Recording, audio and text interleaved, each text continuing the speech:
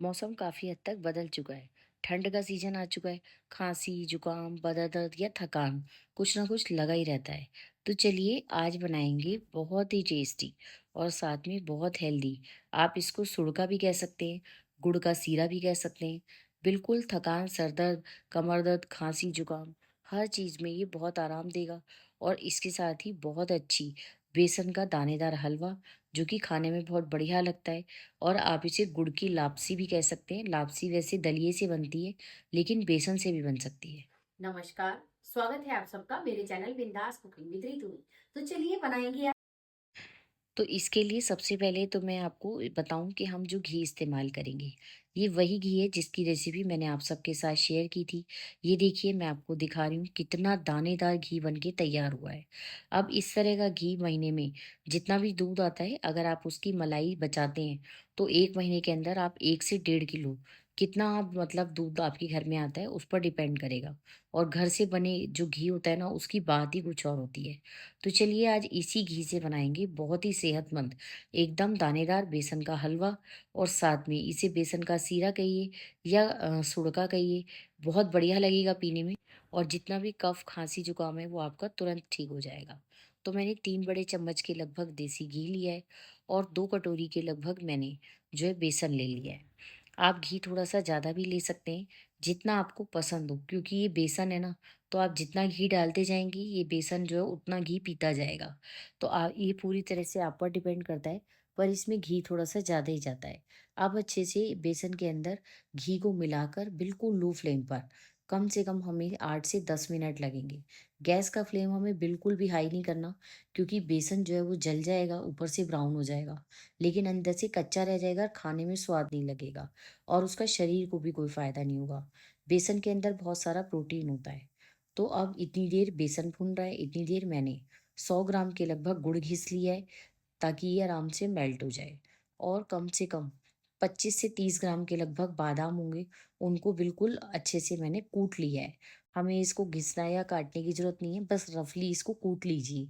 घर में आपको पता ही है, जो कोई भी कपड़ा हो किचन का, उसके अंदर बादाम रखिए और ऊपर से बेलन से कूट लीजिए।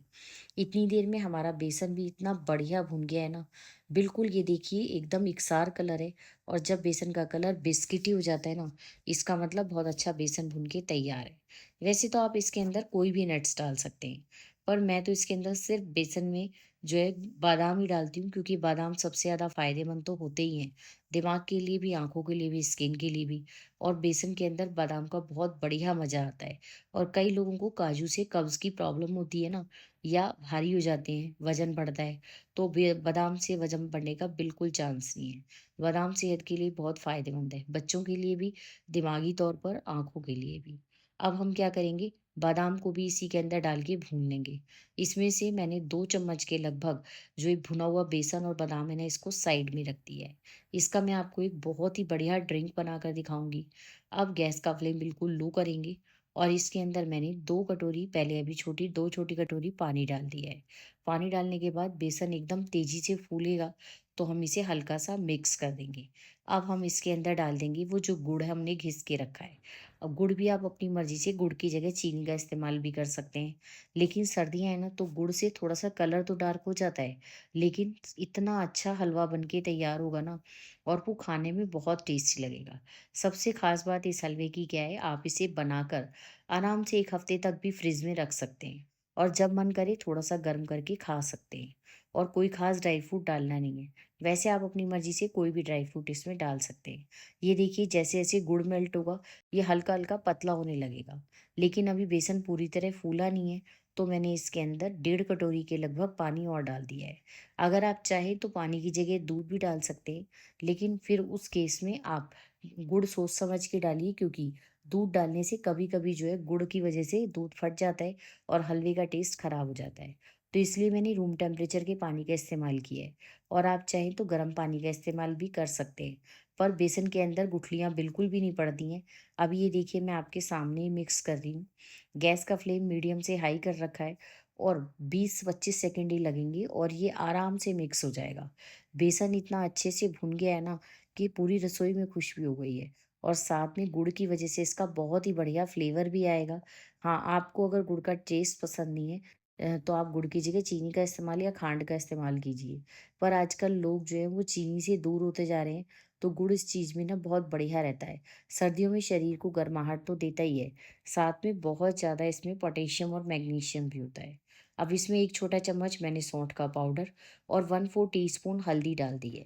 हल्दी जो है कफ़ को बिल्कुल दूर कर देती है और साथ भी शरीर को गर्म रखने का काम करती है। अब हम इसे अच्छी तरह से मिक्स कर लेंगे और ये देखिए कितना अच्छा हमारा हलवा बेसन का बनके तैयार है। बिल्कुल 1/4 के लगभग मैंने इसके अंदर जायफल भी घिस के डाल दिया है। बहुत अच्छी खुशबू तो आएगी और जायफल शरीर को गर्मी देने का काम करता है।